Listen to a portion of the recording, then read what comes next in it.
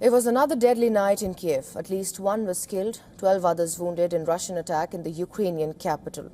Explosions were heard in the city moments after the country's air force warned of incoming ballistic missiles. Kyiv's military administration said the barrage damaged residential buildings and several warehouses.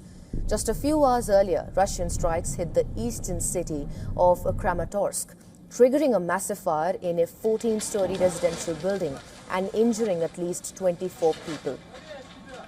Amid the latest wave of strikes, Ukrainian President Volodymyr Zelensky has shared a video on social media that he says shows a Russian drone deliberately targeting a civilian.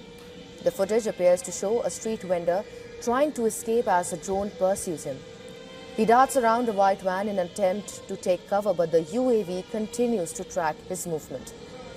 Moments later, the drone swoops down and detonates on impact, in what Zelensky has described as an instance of Russian safari attacks against civilians.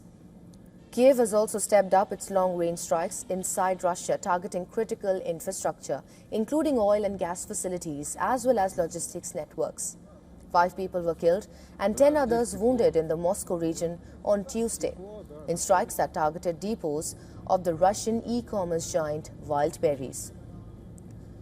US-led talks to end the war have been effectively frozen since February, when the US and Israel launched joint strikes on Iran. US Secretary of State Marco Rubio recently hinted that Washington would seek to restart negotiations in the coming weeks. Well, on Tuesday, Russia kept a condition for talks before Ukraine. Speaking to Russian news agency TASS, Deputy Foreign Minister Mikhail Gulozin said Moscow is open to negotiations on Ukraine if Western countries show a constructive approach. He also alleged that Ukraine withdrew from and blocked previous talks.